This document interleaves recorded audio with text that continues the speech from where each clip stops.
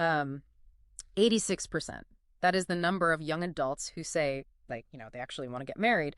But if you look around, only about 30% are actively dating. Which is just a massive gap. Right. It's huge. So, welcome to today's deep dive. For you listening, our mission today is to dig into this really comprehensive 2026 sociological report on what's being called the global dating recession. We're trying to figure out why everyone wants connection, but nobody's actually looking for it. So, okay, let's unpack this. It really is the ultimate modern paradox. I mean, the innate desire for human connection is obviously still there. Yeah. But the actual steps required to find a partner, they've just completely broken down. People are, quite frankly, just exhausted. And that exhaustion is kind of killing hookup culture, right? Because the data shows daters are pivoting to this thing called clear coding. Exactly, clear coding. It's basically skipping the games. Like getting straight to the point. Yeah. The report notes that in Australia, for instance, 59% of daters now explicitly state they're dating to marry, like right from the very first message. Wow, that's intense. But I mean, how do these super intentional daters even meet now? Because asking a stranger out in public feels, I don't know, it feels like trying to disarm a bomb while being live streamed. That's a great way to put it. The public cold approach is essentially extinct. Right, because of this digital panopticon effect. Men are terrified of misreading a visual cue, getting secretly recorded, and then, waking up as TikTok's biggest creep of the day. Yeah, and you add in really strict workplace legislation, like Australia's Respect at Work Act, and the office romance is basically dead too. But what's fascinating here is the destructive sociological feedback loop this creates. Right, a loop. Yeah, so men are terrified of social and professional ruin, right? So they approach less. Makes sense. But then women experience this total lack of approach, assume men just don't care anymore, and consequently they raise their expectations for the rare guys who actually do approach. Oh, wow. Which just causes men to withdraw even further, I'm guessing. Exactly. It's a complete gridlock. So if the real world is totally paralyzed by this fear, the obvious next step for you is to go online, right?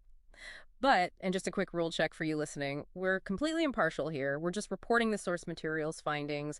We're not taking sides on any of these polarized gender ideologies. Absolutely, just looking at the data. But the data says that migrating to apps introduces a totally different, mathematical problem. The realities for men and women online are radically polarized. Oh, totally. The report calls it a digital Grand Canyon. Okay. It's less like a dating pool and more like a tilted funnel where the math simply breaks down. Because of the user ratios? Yeah, on platforms like Tinder, the user base is up to 75% male. Because of that extreme imbalance, the average guy is looking at a dismal 3% match rate. 3%. So what does this all mean? Are dating apps fundamentally functioning like rigged casinos? Well, Wait, I mean, rigged casino implies the app actually wants you to lose. But wouldn't they want people to match to prove the product works? you'd really think so. But their actual metric for success is engagement. If you find a partner, you delete the app. Oh, I see. Right? If you keep pulling the slot machine lever, they win. And this systemic, constant rejection ends up pushing a whole cohort of disenfranchised guys into the manosphere. Which is that online echo chamber, right? Yeah, where human connection is stripped of any romance and reduced to this really toxic, transactional sexual market value. But, I mean, women are struggling, too, just in a totally different way. The report talks about this gold miss phenomenon. Yes, the gold miss. Yeah, where you have these women in their 30s who have achieved, incredible educational and financial independence, but they refuse to take on an unequal domestic burden, and then insecure men are kind of intimidated by their success. All right, the timing is just completely mismatched. By the time these women hit their career goals, the dating pool of men who are their true, equitable peers has basically dried up. And because of this whole digital gridlock, singles are just giving up, which leads us to the macroeconomic fallout, which is massive. I mean, going on a standard date right now costs, what, $50 to $100? Easily. But staying single, you mentioned a $7,110 annual singles tax. How does that actually work? Are single people just paying a premium because they can't split the rent? That is exactly what it is. Singles are paying over $7,000 extra every single year just to cover rent, utilities, and groceries alone. Oh my gosh. Yeah, simply because they don't have the leverage of a dual-income household. That is brutal. $7,000 just to maintain basic housing. And if we connect this to the bigger picture, the projections for 2050 are incredibly alarming. Because of this dating recession, the U.S. fertility rate is plummeting to 1.58. Wait, 1.58, that's way below replacement level. Exactly. And this demographic collapse is accelerating the rise of what the report calls the "she economy." Meaning, like, entire sectors of the economy are now pivoting away from family-sized households to cater specifically to single financially independent women. Precisely.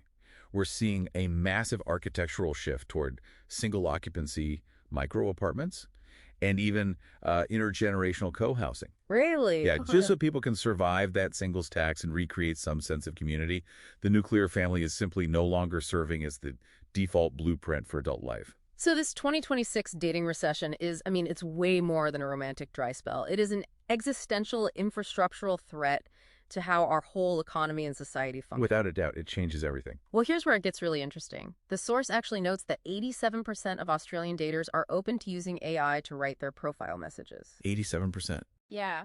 So I want to leave you listening with this to ponder. If real-world dating has become so legally, financially, and emotionally expensive that it feels like a live stream bomb defusal, I mean, how long until we just stop trying to fix the dating market altogether and simply replace the emotional labor of romance with synthesized AI companionship entirely?